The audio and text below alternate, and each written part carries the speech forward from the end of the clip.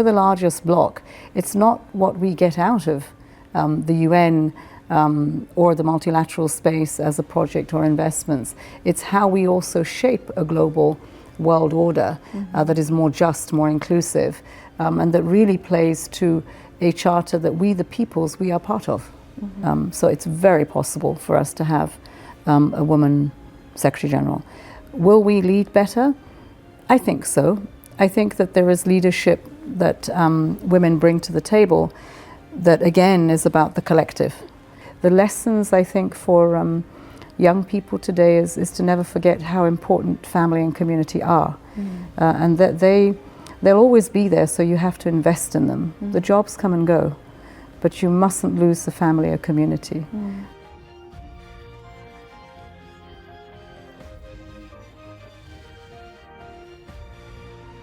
She is widely regarded as one of the architects of the 2030 Agenda for Sustainable Development.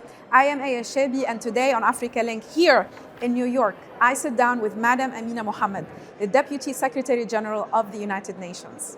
Madam Mohammed has advised Nigerian President, served as a government minister, and spent more than a decade inside one of the most complex institutions in the world, the United Nations. She's been working to ensure the multilateral system delivers for people and for planet. In this episode, we discuss her upbringing and leadership, the future of multilateralism, and Africa's place in global governance. Welcome to Africa Link. Welcome, Madam Amina Mohammed on Africa Link. Thank you, thank you. Very happy to have you. Thank you. So, before United Nations, before the SDGs, there was a young girl growing up. And looking back at your childhood, what has shaped your purpose, your leadership? Well, we always say in Nigeria it's about your upbringing, right? But I'm also lucky to have come from two sides of the world. So there was the Western side, my mother, her values, her faith, and she had deep faith because her father was a Presbyterian minister of the church. And then my father was a Muslim from Nigeria, and not just faith, Islamic faith, but of course traditions and cultures. So we really came from a place where there's a deep respect for diversity, deep respect for people's faith, cultures, and we lived, in a multicultural society, much more accommodating of one's difference seen as a strength, but also in a house of service. So it was always about giving. It was about community. I guess we say when Africa talks about it, it's Ubuntu. So you don't do things because we are. Yes, we're not doing I and I. So it's always we. Yeah. And I think that helped to shape where we are today. One of 5 girls, which was always important, but also very connected to reality, to my cousins, my nephews, my nieces later on in life. But my cousins, I think, were a big eye-opener for me because we always say in Africa that you're privileged in some circumstance, but if you stretch your hand, you can touch poverty in your family. So, very clear memories of growing up with a cousin who was, I think, much smarter than I was. But at a very young age, I think she's about 11, 12, she had to go home and get married. And she still, when we speak together, she said, if I had stayed, then I would have been like you. And I said, no, you'd have been better. So it's opportunity, but also poverty. I mean, and decisions that, matriarchs make in those days. I mean, we have to remember that while we fight for women's rights, even within women, we have to talk about these rights and we have to embrace them together. DSG, you hold the highest office in the United Nations, and you serve in the United Nations as a woman in this capacity. And you're a mother, you're a grandmother, and you are operating on this top level of leadership in historically a system that was shaped by male leadership. Yes. So what does this require of you personally, navigating all these roles, but also what do you hope our generation of leaders would learn from your journey? I think first that, this journey of multitasking and juggling a career with being a wife and a mother, and also you still remain a sister, you remain a daughter, so you have obligations to family and community, started much earlier on in my life. So I came to the UN already equipped, and I came to the UN having done that in Africa, which for us, our shock absorbers are our communities. What is around you and supports you is not necessarily what the average person in the West has. I mean, I think we are so spoiled. I mean, you have a baby and for 40 days you've got someone who's cooking for you, making sure the bathwater is ready. Everything is there. You're like a queen. But coming here, I think the probably most difficult is that, first of all, family is not with you. And so therefore you have to keep that communication. It's New York and Nigeria. That's if technology is here, so yes, we can get on a WhatsApp call. But being alone here, taken out of a community, a family, and still having to find something else that grounds you, because it's not here and you're alone, is hard. So what you tend to do is you lose your work-life balance and you just work. Does it exist, work-life balance at all? It exists. You have to create it. And I mean, I do remember having all my children, and you know, I want to travel, so I would travel with my nanny and make sure that she was there, because I was determined that my first 2 years of my child's life would be breastfed. So it was a determination and a saving you make, and you do that. And but I think coming here, you work. And when you have the opportunity, you suddenly realize what quality time means with your family and how in touch you need to be. But that has been a sacrifice, because going home has been 2 days or 3 days, not 2 weeks or 3 weeks. So that's been tough. But it's been worth it. I mean, I think every time you take a decision to do a different calling in life, you have to know that a lot of it is sacrifice. Is it worth the sacrifice? Well, it is if you're living the courage of your conviction. Absolutely. And touching people's lives. Yeah, I hope so. I mean, I hope when we look back that we can say that. I think while we're doing it, you just get on and do it. The lessons, I think, for young people today is to never forget how important family and community are. And that they'll always be there, so you have to invest in them. The jobs come and go, but you mustn't lose the family or community. And you can do it. You can't say you can do it all, because something has to give. And I always say, I try to think back, and I ask my children, so what gave? What was the bit that you thought I could have done better at, but I was away at work, So something does give, but I think that's the sacrifice that you make when you're in service of humanity. We talk a lot about mentoring the next generation. I mean, I always think of myself as a product of your mentoring, because when I was at the African Union as the envoy, you literally gave me a seat at the table. You literally stepped out of your seat for me to occupy it, and you would mention my name in every room to give weight to my office. How do you think senior women in power could do more of that? Not just, inspire young women, but pull them up. I think it's a mindset. I mean, if we really mean that young people matter, then we have to prove it. If we mean that, women in leadership matters, you have to prove it. And you don't prove it after the job, you do it on the job. And I think it's really important that you're always thinking every day around the table, how many women are missing? Can I have more women at the table? When I get into an audience, to say to the women around that they're going up on stage, encourage them. I remember seeing one woman who was going up to get an award, and she really didn't know how to stand up and go and get the award.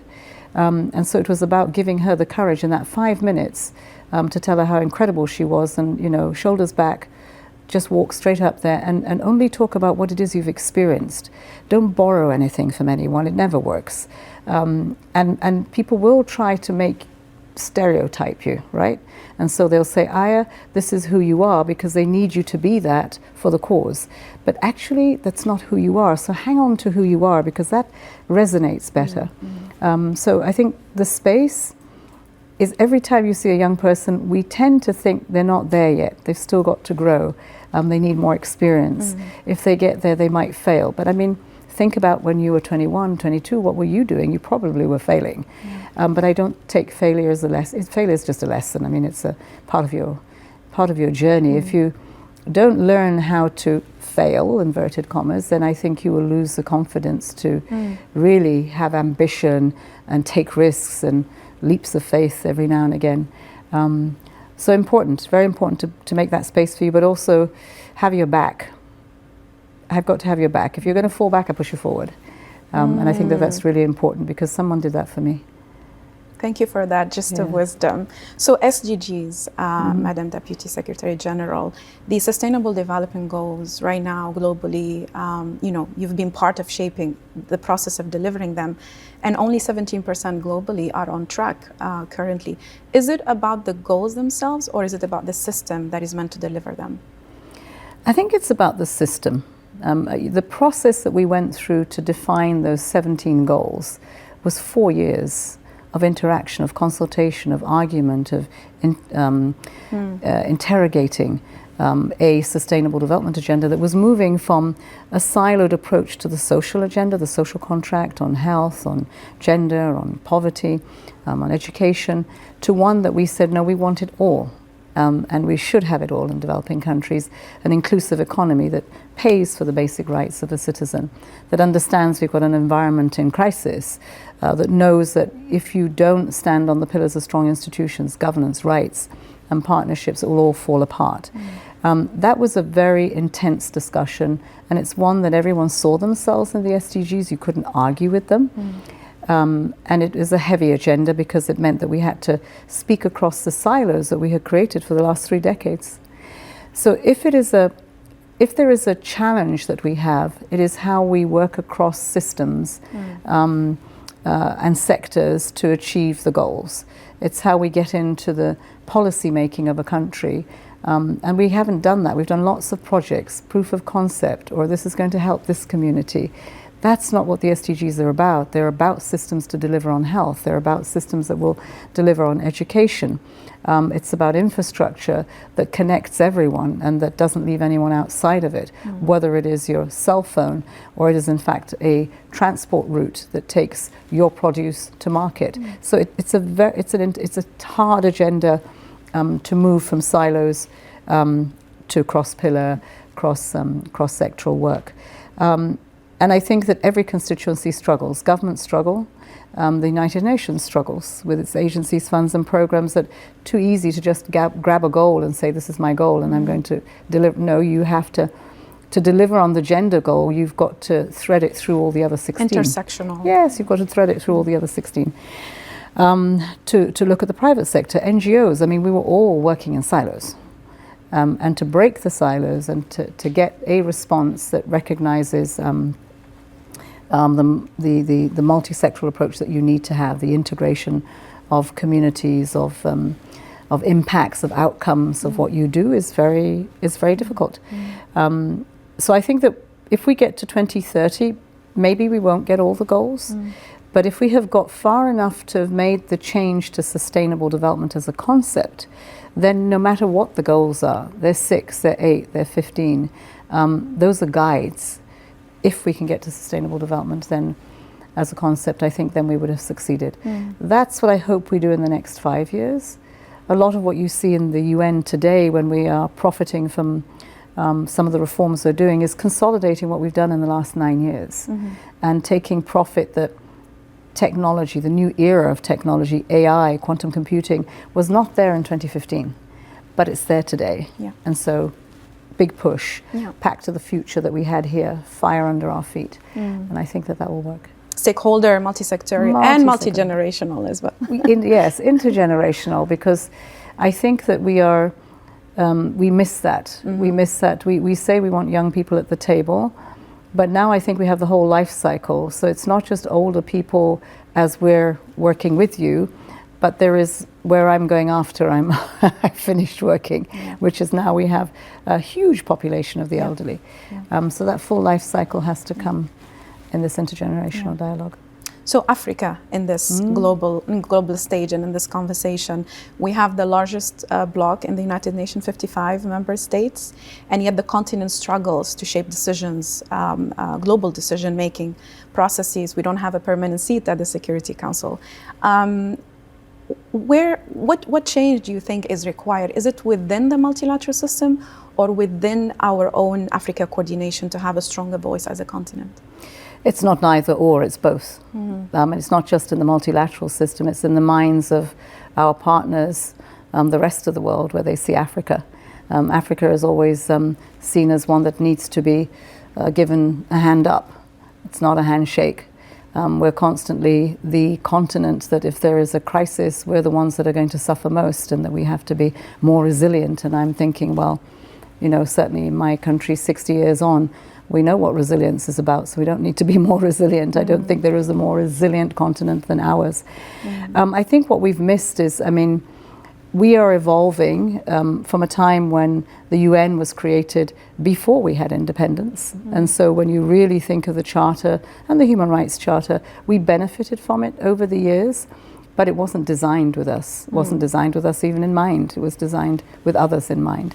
And I think that as we have come to frame other paths for us, we've gotten better at it, but we haven't got out of the mindset in the collective that Africa is a recipient. Africa needs to be not just a recipient because it's not there yet, but also a member, which we are, of the United Nations. So when we're the largest bloc, it's not what we get out of the UN or the multilateral space as a project or investments. It's how we also shape a global world order that is more just, more inclusive, and that really plays to a charter that we, the peoples, we are part of. And I think that that's where Africa, as our leaders, as our people, young people, need to step up to the table to say that. It's not just receiving what is a handshake, you know, in overseas development assistance for those who have and have profited actually from us who do not have. That handshake hasn't been delivered yet, so we still have to have that. But if we are saying we are shaping technology and the governance for it, the guardrails of the opportunities, it can't be because we want to be a recipient of it alone. How are we going to receive it?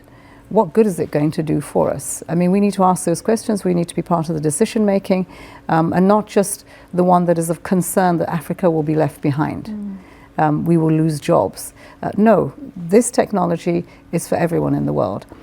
Given the opportunity, the scientists that are in Africa can be part of this decision making and shaping, which actually Secretary General ensured that we had, was that Africans were at the table shaping the compact that we've had for AI and new technology. So both sides have to step up. Recognition from the rest of the world that Africa is there as a partner to shape world and global policies and frameworks and agenda, but at the same time, we're not there yet, and so there is an obligation by the rest of the world to open up, as you said, a seat in the Security Council, because we should be represented. We cannot have decisions, as they say in our country, don't shave my head in my absence. We must be there. And I hope that that's getting closer to being, because I think Africa is asserting itself. There's an opportunity now with technology, with critical minerals, with, you know, wars that are happening all over the world now, leadership that is in drought all over the world. It's time for us to have the confidence, demand that of our leaders, that they fill these spaces and don't just occupy the seat, but do it substantively. Yeah, and we're the youngest continent on the planet, and which will double and by end of the century, half of the world will be African. So looking ahead to 2050, where do you want to see Africa? Leading, shaping what would be solutions for more peaceful societies, being able to have communities that have a great balance between the faiths, traditions, cultures, science, technology that is required, so that technology doesn't shape us. Democracies are ours, that shape our responsibility and social contract between people and those that lead. So really, for me, shaping a world that people will be better off, and that for once, it is our Africa that is going to lead the world in what is a good set of values, what is ambition, what is women in leadership, and show this is what it looks like. The Africa we want. The Africa we want. In that email that we wrote back to the future, Nkwame Nkrumah, that Madame Zuma did so well, I think it gave us a sense of can-do. That's what needs to happen now. There are so many challenges on the continent. And they're not, the solutions are not going to come from the outside. The outside may partner, but the solutions are going to come from the inside out. Because this is our community. Let's start from the family and our community, our countries. The borders were not created by ourselves. These were drawn up somewhere else, but they're there. And those entities called our countries need to understand that Africa is one, but it is diverse and it is rich because of that diversity. And that's what we should pull on, is not the weakness of differences, but the strength of that diversity. We are talking about the next Secretary General. Do you think the world is ready for that moment? And do women lead better? Well, look, the world has been ready for a woman a long time ago. I think we have not found the right time and place in which we will achieve that. And I think this next time we could, if we would all put our shoulder to the wheel as the women of the world. So it's very possible for us to have a woman Secretary General. Will we lead better? I think so. I think that there is leadership that women bring to the table that, again, is about the collective.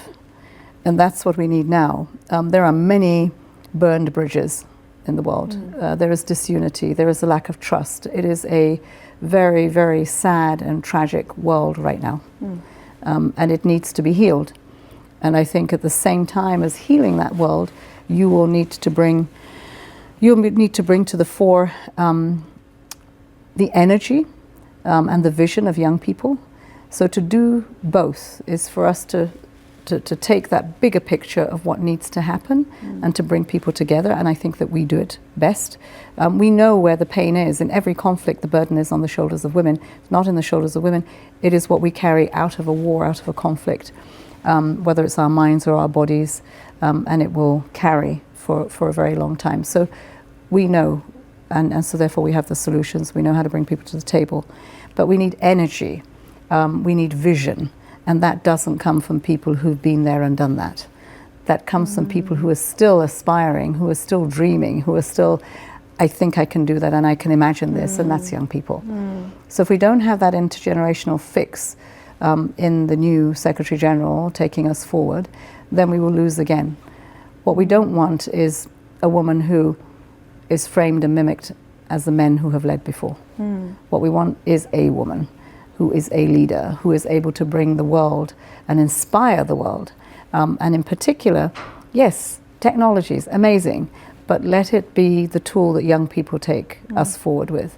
And we have to be, I don't want to give my baggage to you. I've fought for decades on women's rights and issues that I think are very important, and I will go to my grave doing so.